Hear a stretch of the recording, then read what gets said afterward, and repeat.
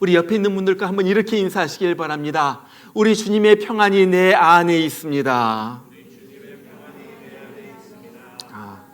이번엔 이렇게요. 당신도 이 평안을 가지시길 바랍니다. 그래요. 주님의 평안, 주님의 충만한 은혜가 오늘 여러분들에게 함께하기를 바랍니다. 인생은 종종 배를 타고 먼 바다로 나가는 항해의 비유가 됩니다. 그렇게 비유하는 몇 가지 이유가 있어요. 인생은 바다를 항해하는 것처럼 험난하다 하는 것입니다. 험난하다. 잠시 배를 타고 편안하게 지낼 때도 있지만은 고통과 여러 가지 아픔이 있는 것이 인생이에요. 또 인생은 예측할 수가 없다 하는 것입니다. 바다에서는 누구도 장담을 하지 못해요. 언제 폭풍우가 불어닥칠지 모르는 것이 이 바닷길이에요. 인생길도 마찬가지입니다. 내 인생이 이렇게 될 것이다, 이렇게 장담할 수 있는 사람이 누가 있겠어요? 이런 풍랑이 있는 이 바다 같은 인생길을 가지만은 우리에게는 두 가지 소망이 있습니다. 첫 번째는 이 인생 항해가 끝난 다음에는 하늘나라의 아름다운 안식이 있다는 거예요. 이것이 우리가 갖는 소망이에요.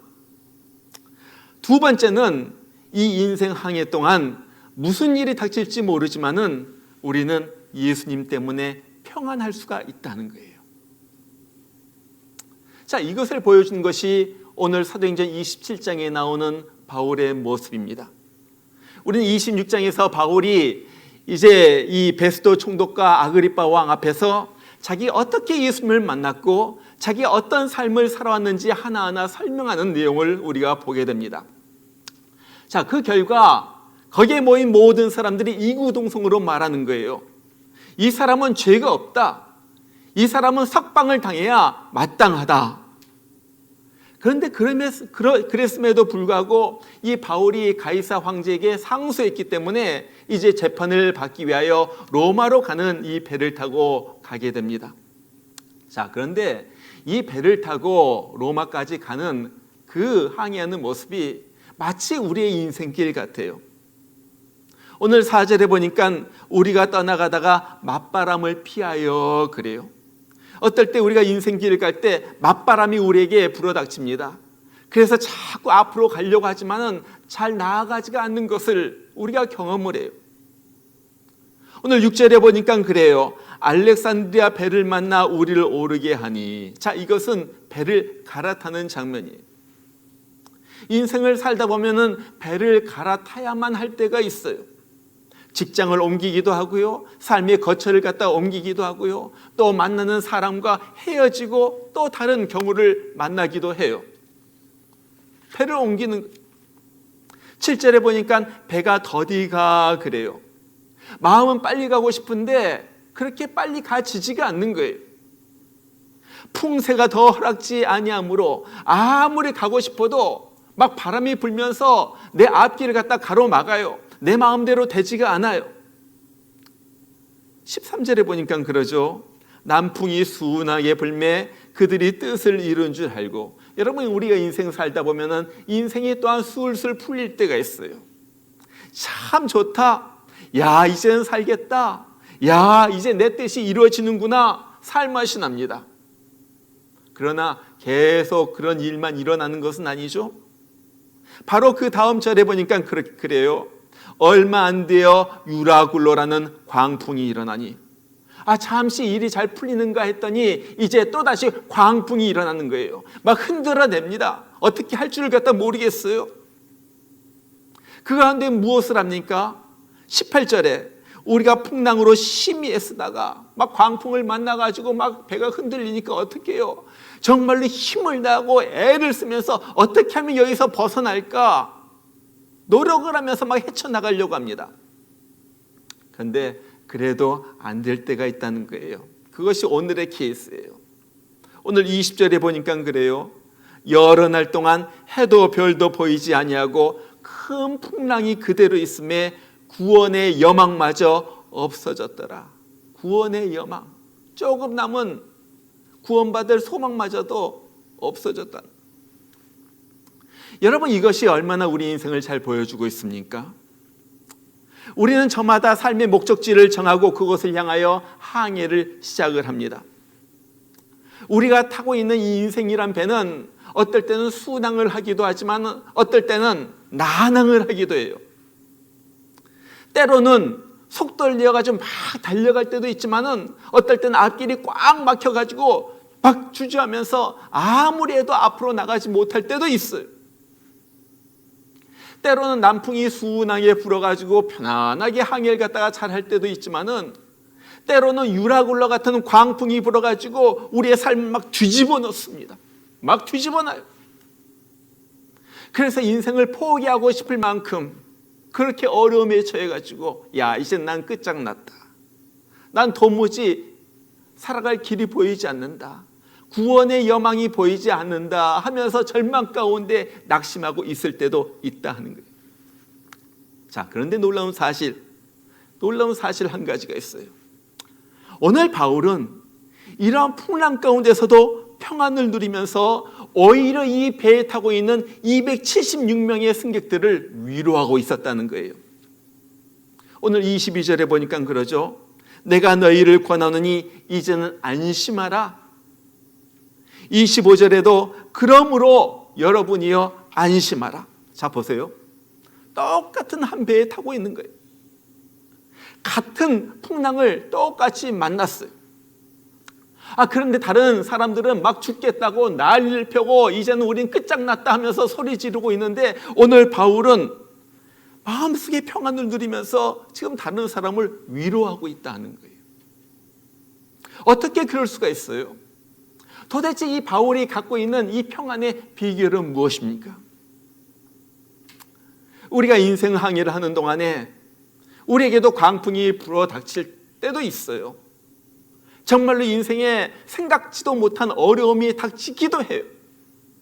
자, 그런 가운데서도 어떻게 평안을 가지고 우리가 목적하는 그 장소까지 무사히 잘 도착할 수가 있겠는가 하는 거예요. 자, 거기에 대한 한 가지 비결이 있습니다. 그것은 바울이 끊임없이 하나님과 소통을 하고 있었다는 거예요. 이것이 비결. 자, 오늘 다른 사람들이 다 죽겠다고 포기한 상황 가운데서도 마음의 평안을 누릴 뿐만 아니라 다른 사람들을 위로하고 살려낼 수 있었던 그 비결에 대해서 오늘 23절은 이렇게 말합니다. 내가 속한 바 곧 내가 섬기는 하나님의 사자가 어젯밤에 내 곁에 서서 말하되 바울아 두려워 말라. 바울은요, 이 풍랑 속에서도 이 죽게 된 상황 가운데서도 하나님과 소통하고 있었다. 다른 사람들이 막 난리를 펴고 아우성칠 때 바울은 하나님이 뭐라고 하시나? 이 상황 가운데서 하나님은 뭐라고 나에게 말씀하시는가? 하나님 앞에 귀를 기울이고 있었다는 거예요. 이거예요. 여러분, 사실 이 배가 이렇게 위기를 맞게 된 이유 한 가지가 있습니다. 오늘 9절에 보면 그래요. 이 배가 미항이라는 곳에 머물렀다가 다시 출항을 하는 거예요. 그때 출항을 하려고 할 때 바울이 그렇게 말합니다. 지금 출항하면 위험합니다. 화물도 잃어버리겠지만은 우리의 생명도 보장하지 못합니다. 참 위험합니다. 그랬을 때 이 항해의 총 책임을 맡고 있었던 이 백부장이 그렇게 말해요. 이 11절에 보니까 그러죠. 백부장이 선장과 선주의 말을 바울의 말보다 더 믿더라. 백부장이 선장과 선주의 말을 바울의 말보다 더 믿더라. 여러분, 선장과 선주는 어떤 사람입니까? 늘 그 길을 갖다 항해하던 사람이에요. 전문가예요. 이 사람은 자기의 경험과 상식에 의하여 움직이는 사람입니다. 바울이 뭘 한다고 그래? 이 바닷길은 우리가 전문가야. 늘 다녔던 길이야. 자, 우리 그냥 갑시다. 그냥 배를 출발시킵시다. 여러분, 우리가 인생을 살 때 우리의 전문적인 지식은 참으로 중요합니다. 그것을 무시하는 것이 아니에요. 그러나 그것보다도 더 중요한 것은 순간순간 하나님이 이 일에 대하여 무엇이라고 말씀하시는가 하나님의 말씀을 듣는 거예요. 이것이 내가 가진 전문적인 지식보다도 더 중요한 거예요. 여러분 그러잖아요. 우리의 전문적인 지식과 경험이 우리를 언제나 성공하게 만듭니까? 그렇다면 뭐 똑똑한 사람, 박사들은 언제나 성공을 해요? 그러지 않잖아요. 세상에 막 광풍이 뭐라 닥칠 때, 막 여러 가지 힘든 일이 막 한꺼번에 닥칠 때, 사실 보면요, 우리가 가지고 있는 이 전문적인 지식은 아무것도 아니에요. 아무것도 아니에요. 뭐 경제 공황이 닥칠 때 뭐 닥치니까요, 뭐 경제학 박사를 가진 사람이 뭐 어떻게 할 수 없는 거예요. 코로나의 이 사태의 광풍이 막 불어닥치면요, 의사도 거기에서 감염되어 가지고 죽는 거예요. 거기에 대해서 어떻게 할 수? 나의 전문적인 지식보다도 더 중요한 것은 하나님의 의도, 하나님의 뜻, 하나님의 하시는 일에 대한 영적인 깨달음이라는 거예요. 이것이 중요해요. 바울은 아마 항해에 대한 경험이나 지식은 뭐 선장보다도 못했겠죠. 당연한 거예요. 그러나 바울은요, 영적인 감각이 있었어요. 어떻게 바울이 이런 영적인 감각이 있었어요? 그것은요, 바울은요, 하나님과 끊임없이 소통하고 있었다는 거예요. 자, 그 말이 23절이잖아요. 내가 속한 바 곧 내가 섬기는 하나님의 사자가 어젯밤에 내 곁에 서서 말하되 하나님의 사자는 하나님의 말씀을 전하고 나는 그 말을 갖다 들었다는 거예요. 다른 말로 말하면 소통하고 있었다 하는 거예요. 다른 사람들은요, 지금 풍랑통에서 정신이 없어요. 아이고 죽겠다, 우리는 다 끝장났다, 뭐 이렇게도 해보고 저렇게도 해보고 뭐 다 또 어떻게 해보고 여러 가지로 해봤겠지만 안 되니까요 포기하는 거예요. 절망 속에서 어떻게 할 줄 몰라요. 자, 다른 사람들이 그러고 있을 때 바울이 무엇을 하고 있습니까? 바울은요, 그 순간에 하나님의 음성에 귀를 기울이고 있었다는 거예요. 자, 이것은 특별한 때이다. 이 풍랑은 보통 풍랑이 아니다. 자, 이 상황 가운데서 하나님은 지금 내가 무엇을 하기를 원하실까? 지금 그러면서 하나님의 음성에 지금 귀를 기울이고 있는 거예요. 그때 하나님의 음성이 들리죠. 바울아, 두려워하지 마. 두려워하지 마. 자, 이 하나님의 음성이 들으니까요, 바울 속에서 두려움은 다 사라졌어요. 그냥 이제 힘이 나는 거예요. 여러분, 우리도요, 풍랑을 만날 때 꼭 먼저 해야 될 것은 하나님의 음성에 귀를 기울이는 것입니다. 하나님, 내 삶에 일어나는 이 풍랑이 의미하는 바가 무엇입니까?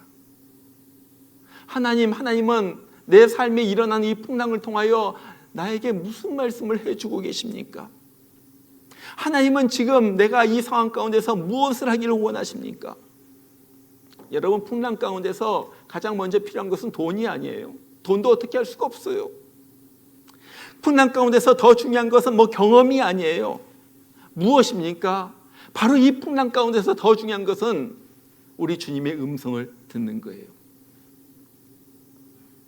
탄광에서 석탄을 깨다가 갱도가 무너졌어요. 캄캄한 가운데서 완전히 불도 없고 전기도 없고 물도 없는 이 갑갑한 이 탄광, 이 갱도 가운데 갇혀버린 거예요. 너무 답답해가지고 곧 죽을 것 같아요. 캄캄한데 몇 명이서 거기 갇혀 있는데 뭐 아무것도 보이지 않고 이제 점점 더 시간이 가면서 죽음의 공포만 점점 더 짙어집니다. 이제 다 죽었다 하는데 저 위에서 요만한 주먹만한 구멍이 텅 뚫리더니 거기로 빛이 들어와요. 그리고 사람 소리가 들리는 거예요. 지금 우리가 당신들 구조하고 있어. 조금만 참으세요. 조금만 기다리세요. 그러더니 그 주먹만한 이 구멍으로 물이 공급이 됩니다. 소리가 들려옵니다. 사람들 가운데 소망이 생기는 거예요. 구멍이 점점 넓어지기 시작해요. 한 사람이 들어와가지고 한 사람 한 사람씩 구조하기를 시작하는 거예요. 여러분, 이거잖아요. 이거예요. 우리가 어떤 답답한 상황 가운데 있더라도 이 생명의 통로만 열리면 우리는 살 수가 있는 거예요.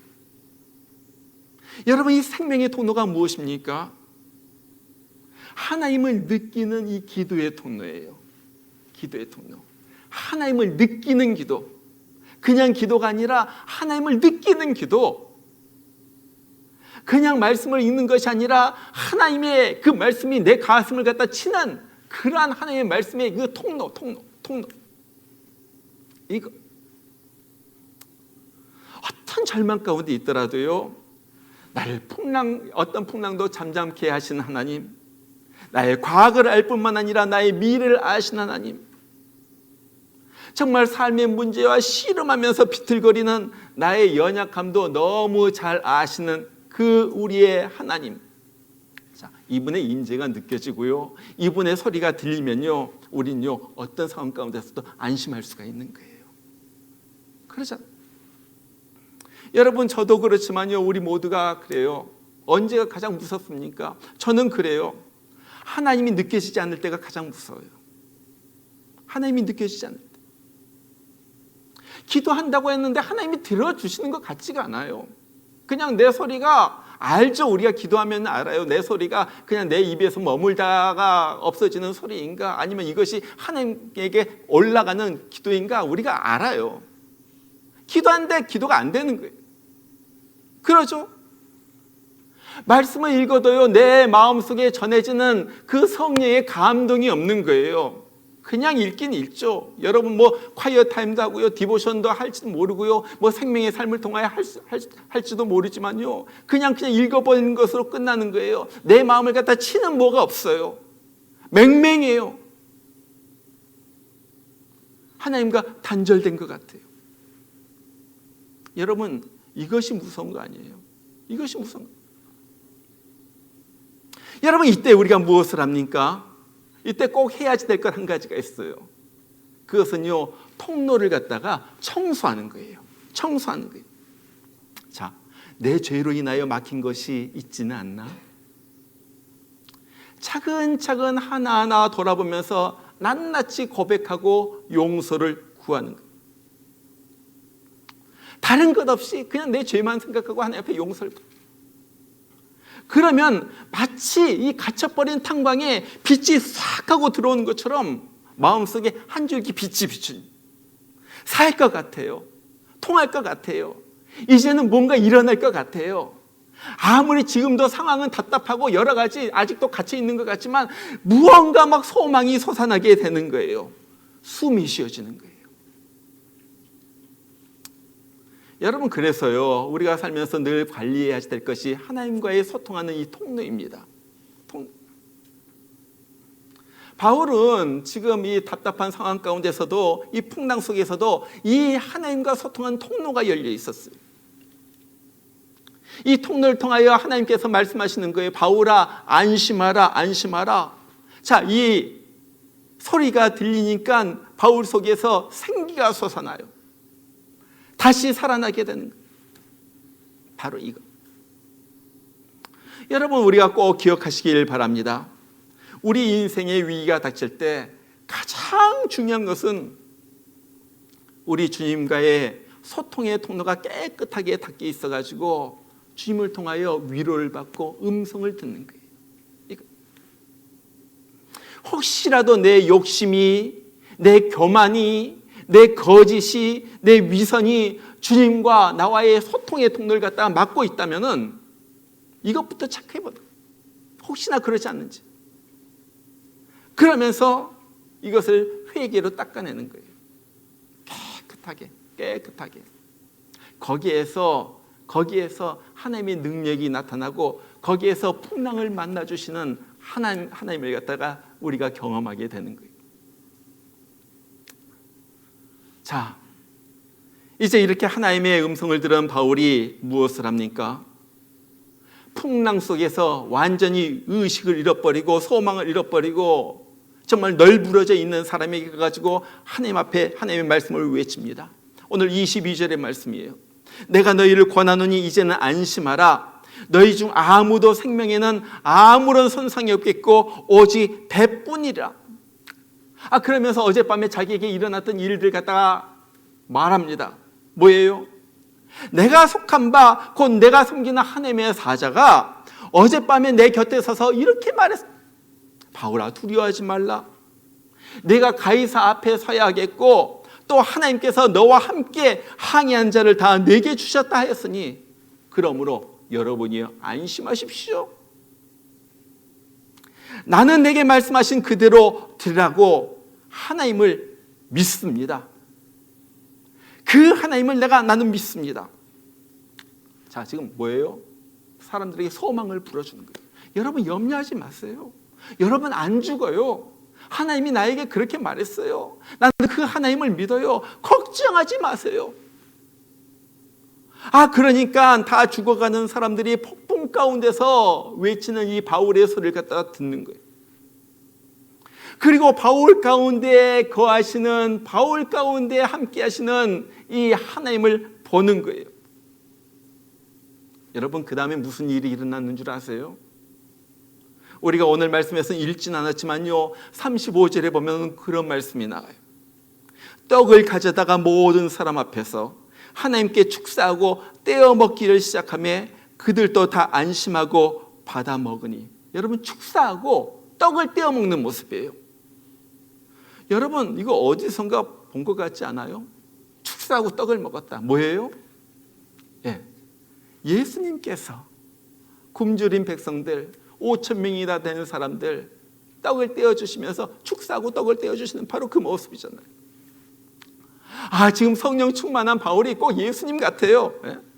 풍랑 가운데서 전혀 떨지 않고 축사하는 거예요. 다른 말로 말하면 감사 기도를 드렸다는 거예요. 하나님 앞에 감사 기도를 드려요. 그러니까 배에 탔던 276명이나 되는 사람들이 이 모습을 봅니다. 그리고 한 사람 한 사람 바울에게 와가지고 떡을 받아가기 시작. 떡을 받아. 말씀해 보면요, 이 사람들은요 너무 뱃멀미가 나서 그랬는지 모르겠지만요 너무 지치고 이제 완전히 널브러져 가지고 14일 동안이나 먹지도 못하고 죽을 날만 기다렸던 사람입니다. 절망과 두려움 속에서 먹지도 못하고 그랬던 사람들이 38절에 보면요 그 사람들이 배부르게 먹었다 그래요. 배부르게 먹었다. 저는요 이 이야기를 읽으면서 구약에 나오는 한 이야기가 또 떠올랐어요. 이스라엘의 왕 아합의 아들이었던 요람 왕 때 일어났던 일이에요. 그 당시에 큰 나라였던 이 아람 나라의 베나다 왕이 큰 군대를 데리고 이끌고 쳐들어와 가지고 사마리아 성을 갖다가 포위를 합니다. 이 포위가 오래되니까 성 안에 먹을 것이 다 떨어졌어요. 얼마나 먹을 것이 없고 굶주렸는지 오죽하면 어머니가 자기 아들을 삶아가지고 먹는 그런 처지까지. 이때 하나님의 사람 엘리사가 나타나가지고 사람들에게 외치는 거예요. 내일 이맘때에 사마리아 성문에서 고운 밀가루 한 쌀을 한 세겔에 매매하고 보리 2수알을 한 세겔로 매매하리라. 다른 말로 말하면은 이제 하루가 지나지 않아가지고 모든 것이 정상화되고 먹을 것이 이 성에 풍성하게 되어가지고 먹을 것 걱정하지 않고 사람들이 다 배부르게 먹게 될 것이다. 지금 그 얘기를 하고 있는. 그 말을 갖다가 들은 한 장관이 그렇게 말하죠. 그것은 절대로 불가능해. 어떤 일이 있더라도 그런 일은 일어날 수가 없어. 하나님이 하늘에다가 창을 내고 곡식을 갖다 부어주신다 해도 그런 일은 일어날 수가 없어. 자, 그런데 그 밤에 무슨 일이 일어나요? 하나님이 하늘에서 자기의 군대가 막 움직이는 큰 군대에 막 병거 소리, 막 사람들이 막 수십만의 사람들이 막 몰려오는 그런 소리를 갖다가 들려주는 거예요. 그러니까 그 성을 포위하고 있었던 아람의 군대들이 놀래가지고 야, 이 더 큰 군대가 우리를 갖다 치러 오는구나 놀래가지고 모든 것을 갖다 다 그만두고 자기 본국으로 도망가 버립니다. 사람들이 이제 다 나가가지고 음식을 구하려고 막 성문 밖으로 몰려나가면서 무슨 일이 일어나요? 성문을 지키고 있었던 그 믿음 없던 이 장관, 절대 이런 일은 못 일어난다. 이런 일은 일어날 수가 없다 말했던 그 장관은 사람들의 발길에 밟혀가지고 죽어요. 여러분, 여기 엘리사와 바울의 공통점이 무엇입니까? 똑같은 극심한 상황 가운데서, 똑같은 구원의 여망이 없었던 그 상황 가운데서, 똑같이 죽을 수밖에 없었던 그 상황 가운데서 그들은 하나님의 음성에 귀를 기울이고 있었다는 거예요. 하나님의 말씀을 들었다는 거예요. 그리고 그 음성을 듣고 그 말씀을 다른 사람에게 전해가지고 다른 사람들 살렸다 하는 거예요. 여러분, 이것이 우리예요. 예수 믿는 사람들은 어떤 사람들입니까? 똑같이 어려움을 당해요. 똑같이 코로나 광풍을 갖다가 맞이했어요. 똑같이 살기가 어려워요. 똑같이 경제적으로 여러 가지 풍랑 속에서 살고 있어요. 그러나 그 상황 가운데서도 우리는 하나님의 음성을 듣는 거예요. 자기 백성들을 아끼시는 하나님의 음성을 들어요. 그래가지고 그 음성을 듣고서 내 속은 편안한 거예요. 상황은 아직도 바뀌지 않았지만은, 아직도 풍랑 속에 있지만은 나는 편안한 거예요. 그리고 나가지고 다른 사람에게 전하는 거예요. 주님께서 나에게 평안하라고 말씀하셨어요. 이 평안을 형제님도 갖기를 원합니다. 자매님도 갖기를 원합니다.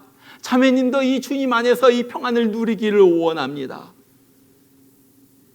이것이 바로 우리들의 모습이다. 존 웨슬리라는 사람을 우리가 알죠. 우리 감리교를 갖다가 창시했던 그 목사님이세요. 이분에게 유명한 이야기가 있죠. 1735년에 동생 찰스 웨슬리와 함께, 이분은 영국 사람인데 미국으로 선교 여행을 떠납니다. 그리고 조지아주에 가가지고, 지금의 조지아주, 거기에서 열심히 전도를 했지만은, 선교를 했지만은 이것이 되지가 않아요. 여러 가지 갈등이 일어났어요. 완전히 선교에서 실패하고 배를 타고 영국으로 돌아가고 있는데, 그 탄 배가 대서양을 지날 때 큰 풍랑을 만났어요. 큰 파도, 집체 같은 파도가 그 배를 갖다가 막 후려치면서 배가 곧 넘어갈 것 같아요. 자, 나는 이제 이 대서양 한가운데서 바다로 수몰되어 가지고 죽는구나. 얼마나 두려움이 몰려오고 있는지, 죽을 것 같은 이 상황 가운데서 어쩔 줄 모르고 있는데 어디선가 찬송가 소리가 들리는 거예요. 찬송 소리가. 도대체 이게 무슨 소리인가 하고 그곳으로 갔더니, 거기 그 당시에 모라비안 그 교파라고 예수 믿는 그 하나의 교파인데, 그 사람들이 모여가지고 하나님 앞에 배 한쪽에서 예배를 드리고 있는 거예요. 그러면서 하나님 앞에 찬송을 부르고 있는 거예요. 웨슬리가 그들에게 가가지고 물어보죠. 당신들은 이 폭풍우가 무섭지 않아요? 두렵지 않아요? 그들이 대답을 해요. 우리가 믿고 우리를 사랑하는 우리 주님이 이 폭우와 이 파도를 다 주장하시는데 무엇이 두렵겠습니까? 우리 주님께서 우리를 부르신다 할지라도 우린 영광 중에 주님의 품으로 갈 것입니다. 우린 조금도 두렵지가 않아요. 여러분, 이것이 하나님의 임재를 경험하면서 하나님과 소통하면서 살아가는 사람들의 모습이에요. 그래요. 이 말을 듣고 웨슬리가 큰 충격을 받습니다. 내가 무엇을 믿고 살았는가? 내가 선교사로서 복음을 전한다고 돌아다녔지만 도대체 내가 믿는 믿음은 무엇인가? 큰 도전을 받아요. 그래, 믿음은 이것이구나. 믿음은 하나님의 임재를 느끼고 하나님과 소통하면서 사는 것이구나. 이것이 믿음이구나. 여러분, 정말 인생은 정말 바다를 항해하는 것과 같아요. 어떨 땐 순풍이 불어가지고 잘 될 때가 있어요. 가정도 편안하고 사업도 잘 되고요. 모든 것 하는 것마다 잘 될 때가 있어요. 그러나 어느 순간 광풍이 불 때가 있어요. 삶의 터전을 갖다가 송두리째 막 흔들어 놓습니다. 어떻게 할 바를 몰라요. 내가 아무리 해도 안 돼요. 막혔어요. 죽을 것 같아요. 여러분, 그런 상황을 갖다가 맞이할 때 우리의 모습은 어떠합니까? 오늘 우왕좌왕하면서 울부짖는 276명의 다른 승객들과 같은 우리의 모습이에요? 아니면 폭풍 속에서도 주님께 귀를 기울이면서 주님의 음성을 듣고 감사하는 바울의 모습이에요. 인생 항해에 풍랑이 몰아칠 때 우리가 해야 할 것이 있어요. 그것은요, 조용히 주님 앞에 나가는 거예요. 그래서 주님의 음성을 듣는 거예요. 다른 것이 중요한 것이 아니에요. 주님의 음성만 들리면 살아나는 거예요. 만일 주님의 음성이 들리지 않는다면 자신을 돌아보면서 하나님, 나에게 있는 이 죄를 용서해 주세요. 나에게 있는 이 거짓의 죄, 나에게 있는 이 여러 가지 죄를 갖다가 용서해 주세요. 회개하면서 소통, 이 통로를 갖다가 깨끗하게 하는 거예요. 자, 그러면 우리는 살아날 거예요. 오늘 아까 읽은 이사야 43장의 말씀처럼 무엇입니까? 물이 너를 침몰치 못할 것이요, 불이 너를 사리지도 못할 것이다. 이런 주님의 약속이 우리에게 실체적으로, 구체적으로 우리의 삶 가운데 임하게 되는 거예요. 정말 인생의 풍랑 속에서 회개할 것 있으면 회개함으로 우리가 주님과의 소통의 통로를 깨끗하게 하고, 그래서 주님의, 살아계신 주님의 음성을 듣고 내가 살아나고 다른 사람도 살리는 생명의 역사가 우리를 통하여 일어나는 그런 우리의 삶의 모습이 되기를 주님의 이름으로 축원합니다.